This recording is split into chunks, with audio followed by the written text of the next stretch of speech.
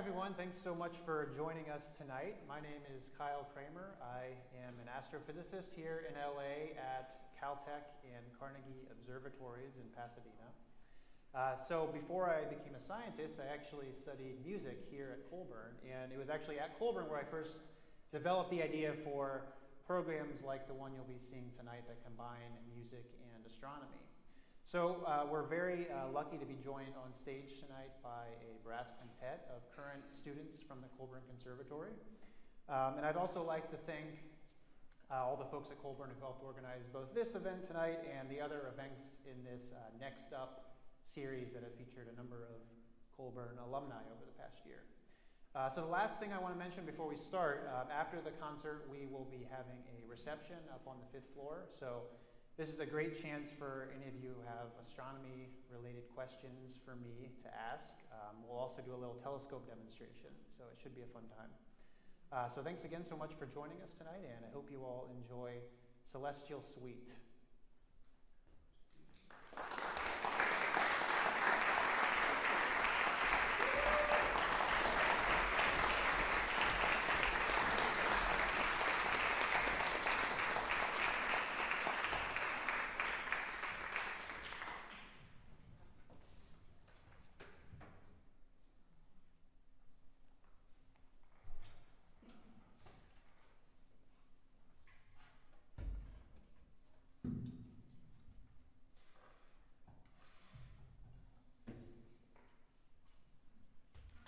For all of history, long before the first telescopes, humans have been fascinated by the stars. In Celestial Suite, we will take a journey through time and tour the universe from Earth and our closest planet neighbors all the way out to the most distant galaxies at the edges of the cosmos. Celestial Suite is split into 5 movements of music that together tell the story of our constantly evolving understanding of our place in the universe and the many astronomers who helped pave the way. So our journey begins in the late 1400s with the Polish astronomer Copernicus, who is the namesake for our first movement of music. At this point in history, the prevailing worldview looked something like this illustration. People thought the Earth lied at the center of the universe, and all of the other objects, the sun, the moon, the planets, and the stars, orbited around our home planet. But then Copernicus came along and proposed this new model in his really key book on celestial orbits. And as you can see in this illustration, the sun, which is here labeled as Sol, lies at the center of the orbits. And then all of the planets, Mercury, Venus, and Earth, and the others, orbit around the sun.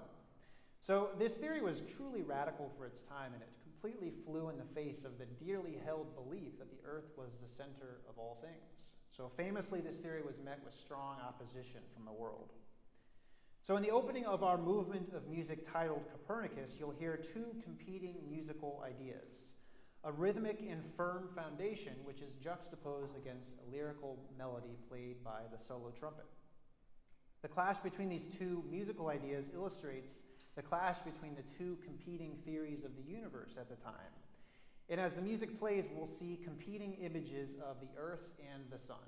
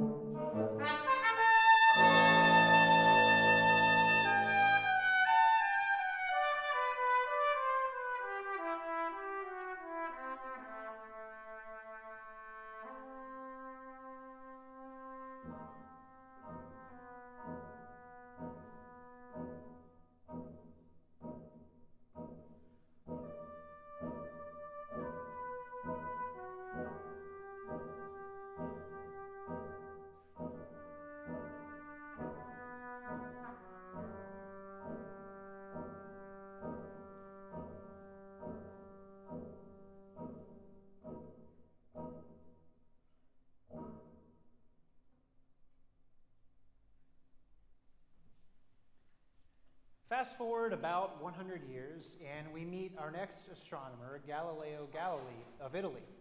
Now, although Copernicus was the first to propose that the sun, not the earth, was the center of the universe, Galileo was the one who really championed this theory and truly shifted our worldview once and for all. On the night of January 7th, 1610, Galileo made an incredible discovery that would change astronomy forever. That night, while observing the planet Jupiter, Galileo noticed 3 stars lying on roughly a straight line nearby the planet. And for the next several nights, Galileo continued to observe these 3 stars and was surprised to see that they changed position from night to night. Now, on the 4th night, one of the stars vanished, and on the 7th night, a 4th object appeared. So Galileo was a smart guy, and it did not take him long to realize that these were not stars, but instead a new type of celestial object that orbited the planet Jupiter. We now know these 4 objects as the Galilean Moons, and these 4 moons continue to fascinate astronomers to this day. We have Ganymede, which is the largest moon in the solar system. We have Io, which is the closest of the 4 moons to Jupiter. And Io is really cool because its surface is covered with hundreds of active volcanoes whose many eruptions can easily be seen from telescopes here on Earth. Then there is Callisto, which has more craters on its surface than any object in the solar system. And then finally Europa, which is my personal favorite. So scientists believe that a saltwater ocean actually lies beneath the smooth, icy surface of Europa. And this ocean makes Europa one of the strongest candidates in the solar system for finding possible signs of life. Now, for us, this idea of a planet having moons is not that big of a deal, but in the time of Galileo, this was revolutionary. Remember that in spite of the work of Copernicus, most of Galileo's contemporaries still believed that the Earth was the center of the universe and all objects orbited our planet. But here, with these 4 moons, Galileo found evidence for a system of objects orbiting an entirely different center, in this case, the planet Jupiter. So this discovery was a huge step towards our understanding and acceptance of the fact that the Earth is one of many planets, part of a much larger cosmos.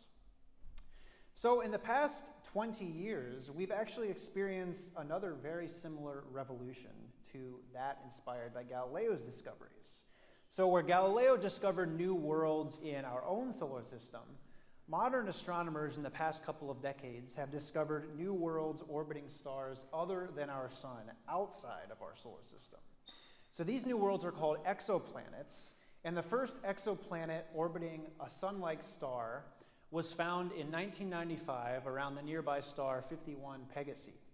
So since this first discovery about 25 years ago, thousands of these exoplanets have been discovered orbiting stars nearby our own in the Milky Way. These many discoveries have revolutionized our understanding of planets and our place in the universe, just as Galileo's discoveries of new worlds did 400 years ago.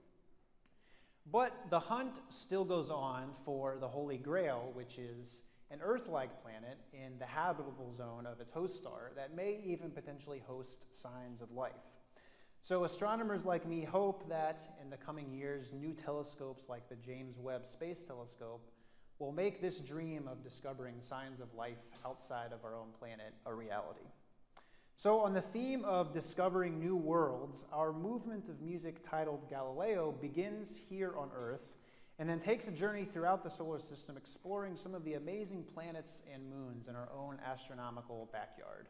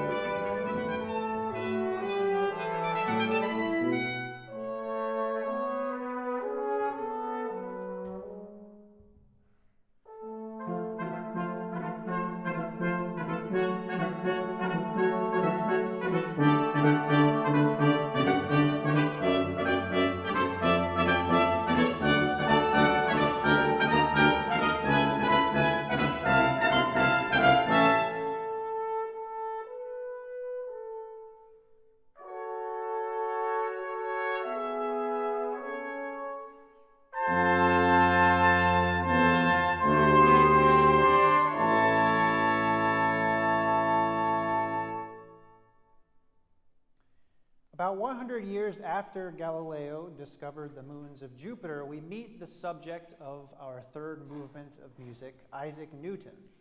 Now, unlike the other astronomers that I will be highlighting tonight, Isaac Newton's claim to fame is not in astronomy as much as mathematics. Newton was one of the most influential mathematicians of all time, and his work had an enormous impact in nearly every area of science. Astronomy was certainly no exception. His most important contribution was almost certainly his 3 laws of motion. And anyone who's taken a high school physics class can recite these laws from memory. Objects at rest stay at rest, objects in motion stay in motion. For every action, there's an equal and opposite reaction. From these 3 simple laws, an entire universe can be described. The motion of planets, the motion of galaxies, the flights of baseballs and rockets and airplanes, all can be described at least at a basic level by these 3 simple laws developed by Newton almost 300 years ago. So although he was primarily a mathematician, Newton did make one very important contribution to astronomy, which was the invention of the first reflecting telescope. A reflecting telescope uses a combination of mirrors to magnify distant objects, and the basic model first developed by Newton is still used by many telescopes today. Now, unlike in Newton's time and also in Galileo's time before, when astronomers would build and design their own telescopes for their research, modern astronomers share time at large observatories like the Keck Observatory on the summit of Mauna Kea in Hawaii. Now, as a side note, the Keck telescope is really special to me because this is actually the instrument I use for my own research to try to find new black holes in the Milky Way. So we'll talk a little bit about black holes later. One of the things you'll notice is that a lot of modern observatories like Keck are located high up on mountaintops or sometimes in deserts. This is because the Earth's atmosphere is filled with air and water vapor and all sorts of other things that make telescope viewing on Earth really difficult. So one way to get around these issues is to place your observatory high up on a mountain where the air is thinner and drier. Another great location for telescopes on Earth is the Atacama Desert in Chile in the southern hemisphere. The Atacama Desert is one of the driest places on Earth, so as I was saying, this makes it really ideal for placing a telescope. Currently, astronomers are constructing a new facility in Chile called the Vera Rubin Observatory, which is named after the American astronomer Vera Rubin, who helped play a key role in demonstrating the existence of dark matter throughout her career in the 20th century. So the Vera Rubin Observatory is going to be unlike any telescope before. It's going to start taking data in next year in 2023. And the thing that makes it really exciting is it's actually going to scan every single pixel of the entire southern sky once every 3 days for nearly a decade. So by taking this much data, it's in essence going to be making the first real-time movie of the universe. So the amount of data expected from this telescope will be unprecedented, and without a doubt, this instrument will shape the field of astronomy for the coming decades. So next year, when it starts taking data, keep your eyes out for exciting announced discoveries. So on the theme of telescopes and in honor of Isaac Newton's contribution to telescopes and observational astronomy, the visuals for our third movement of music will explore some of the world's most important astronomical observatories.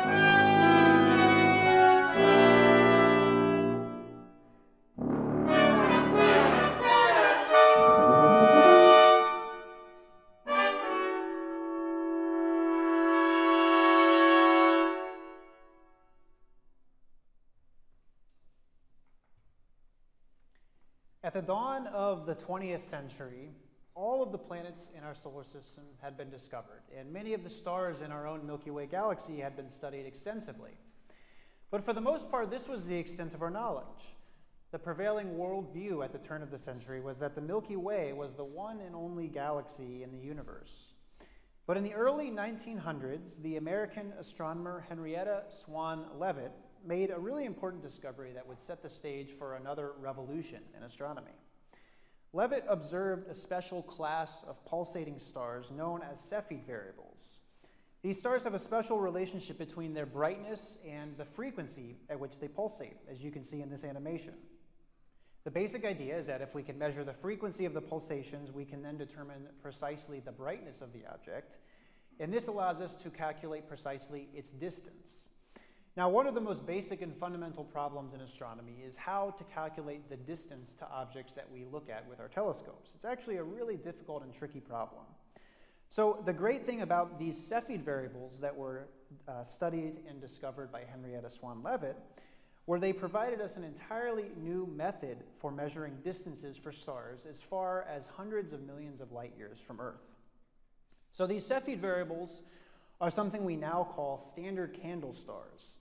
These are stars with known brightnesses that have distances that can be precisely calculated. And following the career and the work of Henrietta Swan Leavitt, Edwin Hubble, who is the namesake of our fourth movement of music, used these standard candles to make an amazing discovery. Hubble realized that when he calculated the distances to many of these standard candle stars, they were far too distant to possibly be members of our own Milky Way galaxy.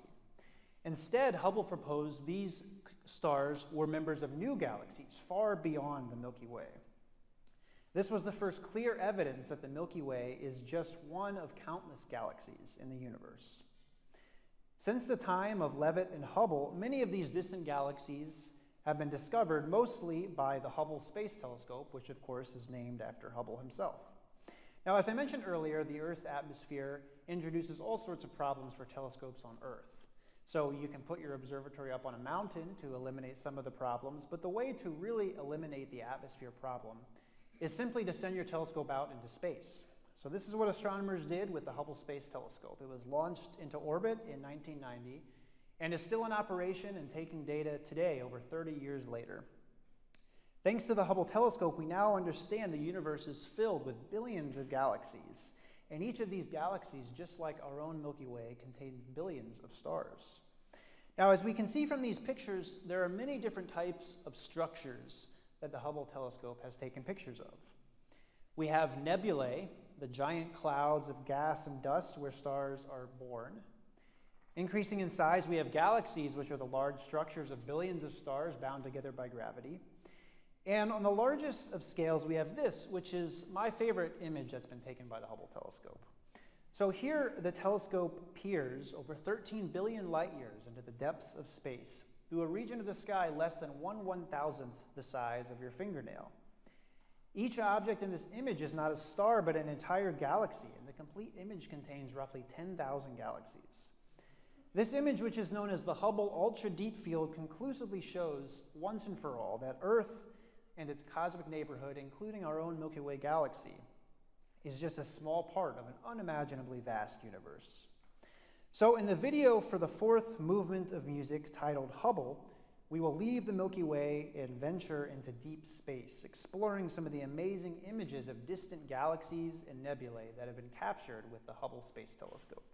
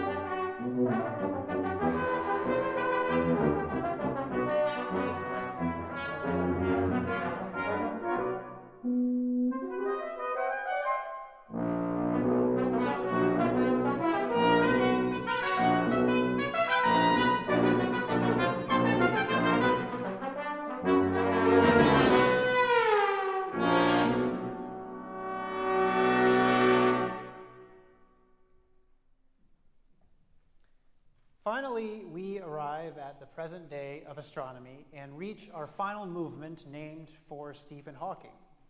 Now, in popular culture, Hawking is known for his many best-selling popular science books, his lifelong battle with Lou Gehrig's disease, and even a big screen appearance in the 2014 film, The Theory of Everything.